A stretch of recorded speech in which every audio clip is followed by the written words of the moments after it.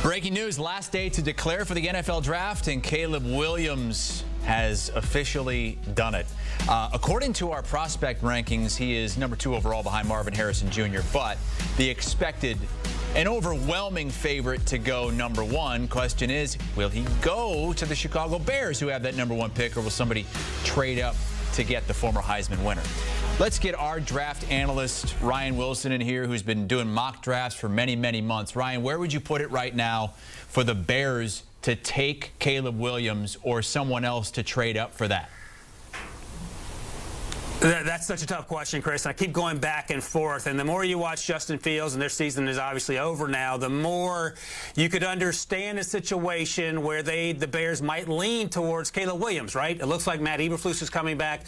Luke Getsy has been let go as offensive coordinator. The other side of that conversation is, okay, can we get a coordinator in there like a Bobby Slowick, like a Ben Johnson, that can get the most out of Justin Fields? And then once again, you can trade down like you did a year ago, stockpile picks, get Marvin Harrison Jr. perhaps, and then this team is in legit shape to be a playoff contender. So that's going to be the big issue. When you watch Caleb Williams, there is so much to like about what he does on the field. Is he better than Justin Fields coming out of college? Yes, he is.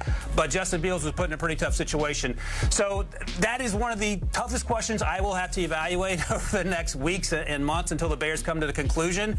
But I can see it going either way. So to give you a non-answer, I don't know right now, Chris. I totally understand that. I wasn't expecting, well, it's 85% the Bears are going to trade that pick. But I do think you know the answer to this next question, or at least can lead us in a better direction here. How many teams, and which teams in particular, do you think would be in the running to want to trade up for Caleb Williams at number 1?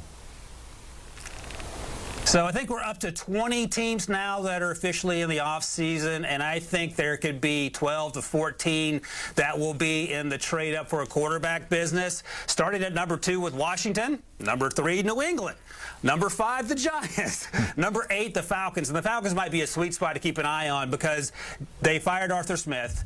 We don't know if Desmond Ritter's the answer. He certainly hasn't played well enough to make you think that he would be the starter next year without some sort of competition. And there are going to be tons of questions about what that team is going to look like, who is going to coach it, and ultimately who the quarterback will be.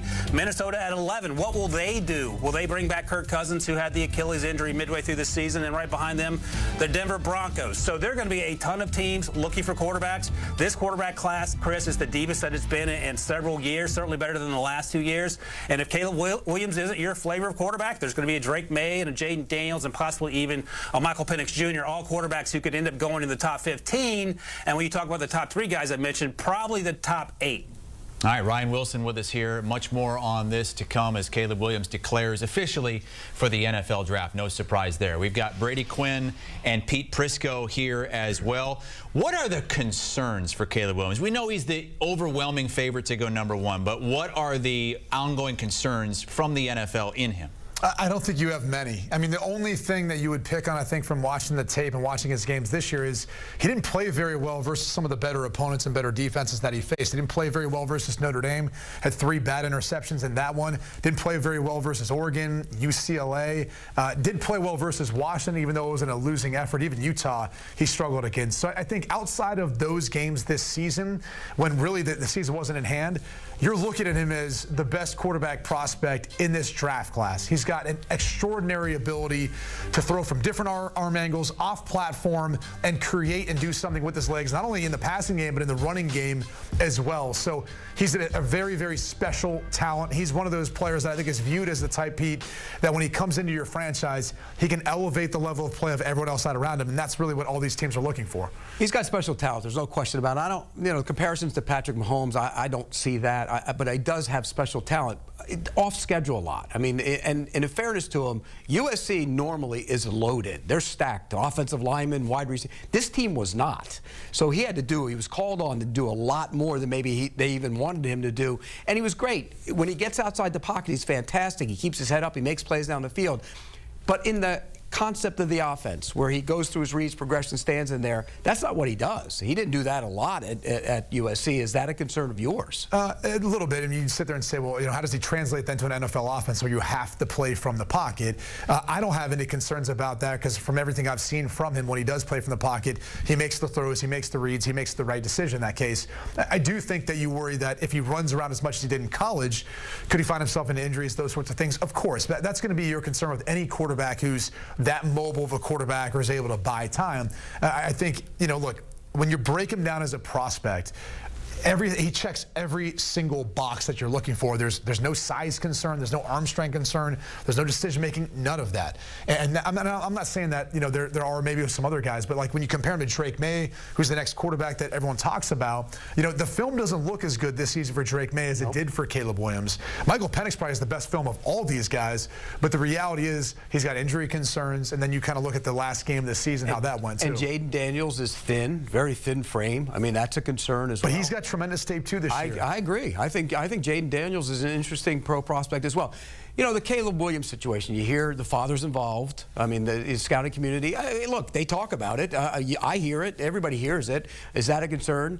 And, so he's going to have to sell himself, obviously. We get so enamored with these guys coming out, though. Can't miss, he's a can't miss. Bryce Young can't miss, even though he's 5'9" last year. They miss. And that's why the Bears have to do a real strong evaluation on Justin Fields. Well, that's a different story, because then when you look at the evaluation of Justin Fields, you have to factor into the fact that you're going to have to extend him sooner than later, right? If you draft Caleb Williams at #1 overall, if it's an economic thing, we get it. And that's different, all right? But I think if you're the Bears or any other team looking at him, when we talked about the number of teams that might be willing to trade up, they're going to be willing to trade up because they feel like he is that special of a player. You might not want to compare him to Patrick Mahomes, but the problem is I don't know who else you would compare him to in regards to the arm angles and the way he was able to elevate the level of play of the people he was with during his time at Southern Cal. So I think it's somewhat of a fair comp because I do believe he's looked at as that sort of game-changing type quarterback. Okay, a year ago, in going into the draft, you would have said, same situation. Would you rather have Caleb Williams or CJ Stroud coming out of the draft? You would have said most people would have said Caleb. He won the Heisman. Right. Yeah. You would have said Caleb Williams. Right now, you wouldn't say that. No, you say CJ Stroud because of what you've seen him do in the NFL for a year. Right. And that's why when you do the evaluation, you have to be careful we get too enamored with what the college game is and what he will become. But NFL evaluators are going to look at these two things. They're going to look at Justin Fields as a prospect and what he was graded at. And they're going to look at Caleb Williams as a prospect and what he's graded at. Yes, they're going to factor into where he's at now and where the economics of him signing a second deal and all those things that play a factor into it. But they're also just going to look at him baseline both as prospects and where they were. And that's where ultimately I think if they end up staying with that pick and taking Caleb Williams, it gives you an idea of how high they have him graded because Justin Fields was very highly graded too when he came into the NFL. You've changed your tune. You're willing to get rid of Justin Fields and draft Caleb Williams? I have not said that. No? I've said... I get that. It sounds like it a little bit, though. No. I haven't You said that the entire time. You still keep Justin Fields. Two things can be true, Pete. I know this is hard for you to comprehend. No? Caleb Williams can be the best quarterback in this draft class, and the Bears can also keep Justin Fields and trade back out of that. What would you do? I would keep Justin Fields, trade back out of the pick, continue to build out around him. And that's what you would do, too. If it's not the Bears, who do you think it should be to trade up for him? I mean, you got Washington sitting right there ready to take it, too. He's from the D.C. area, if I'm not mistaken. It would make a lot of sense. Like, if you're new ownership and you want something to sell there, go ahead and sell Caleb Williams. It makes all the sense in the world. So Washington traded up to #1. It makes a ton of sense. I wouldn't even be shocked if you didn't see Drake May then. I don't know if he slides to 3 because I think the Bears at 2 then might be subject to someone else trading up to take Drake May. So it's probably going to go 1-2, with 2 straight quarterbacks, maybe even 3 in a row, depending on how Jaden Daniels is viewed or Michael Penix, for that matter, is viewed. And the Falcons need to be active. They need to find a quarterback. And if they went out and got Bill Belichick, let's just say for the argument, they got Bill Belichick, he needs to get a quarterback, whether it's a veteran like Kirk Cousins or one of these 3 guys, I think, at the top of the draft. They have to find a way to get one of those. If you're hiring a Bill Belichick, because he doesn't have many years to win there. So if you're going to go in there, you want to get a quarterback who's ready to play. I think it's more interesting, too, to look at some of the teams like have recently gotten bounced out and like how they look at their quarterback positions. You've got playoff teams that have quarterback situations. We've got the Buffalo Bills and the Pittsburgh Steelers playing today. Kenny Pickett is healthy as the backup. You know, they spent a first-round draft pick on him. Does that give you any idea of maybe what the Pittsburgh Steelers are thinking as far as their quarterback future, and if they're willing to move on or draft a quarterback if someone maybe falls to them, or they can move up in the draft to take them in striking distance? So, you know, we only have the top 20 teams in the draft right now. We still have a lot of different things that can take place before the draft starts as far as where these quarterbacks are going to be taken. How about from a USC perspective? Lincoln Riley, he's done it 3 times now, quarterbacks to win the Heisman Trophy. What's next for the Trojans as they transition to the Big Ten? I think they got to figure out who that quarterback is going to be. And look, he's done a tremendous job identifying talented quarterbacks, playing to their strengths within their system, and being able to create extreme offensive output. That being said, this time around feels different for him at Southern Cal. I know their bowl game looked good, but the reality is they've got to fix some things as a team.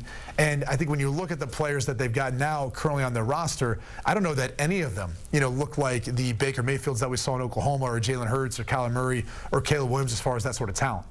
When you look at that group of quarterbacks, they were all special in college, and all of them, and not so much in the NFL. I mean, Hurts almost won the Super Bowl last year. But again, now the book's back out on him again. People are questioning him again. I mean, so you How about that? I mean, look, he's first off, Baker Mayfield's coming off the best year of his career, winning a division title. He's on another team. I understand, Brady. But guess what? How many teams has he been on? He's the #1 overall pick. He's a failure. This is the hard part with you, is now we have to get on this long-winded debate. Okay, do you think Cleveland wouldn't have wished they had him back this year? Maybe, but okay. they got rid of him, but they drafted him first overall. He's on his 4th team. That's a failure. Well, first off, I like Baker. And he's probably going to get an extension for how well he's played. Okay, but he's not the first overall pick. Okay, but I don't think he's been a failure. He took his Cleveland Browns team where it didn't work out, and they ended up moving on from him. If you draft a guy first overall and he's not on your team, a couple years later, it's a failure. So then is Deshaun Watson in Houston a failure? They traded him. They got rid of him. He had off-the-field concerns as well. It's a different scenario. It's not a different scenario. Yes, it is. You just made a blanket statement. It's a failure. It was a failure. He's not on their team. It was the wrong decision is probably what it was. Maybe so. If we're going to be real about it, it was the wrong decision. If you grade that pick, first overall, #1 overall, and he's on his 4th team right now. Offensive rookie of the year. He's a touchdown record that year. Is he on the team anymore? He's gone. He's a failure. That's not as simple as this gets. It's really simple. Because there's a lot of blowhards like Pete, people who will go out there and they'll say 4 teams. Okay, here's the reality. The Carolina Panthers thing, what do you want them to do? Every quarterback got cut that was 4 there. teams. 4.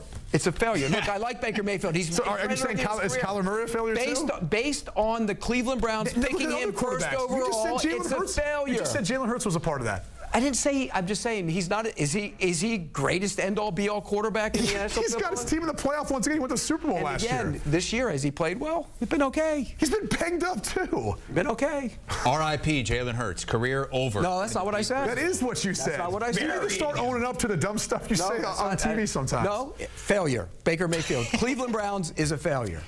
Maybe some more nuanced discussions over on the With the First Pick podcast with Ryan Wilson.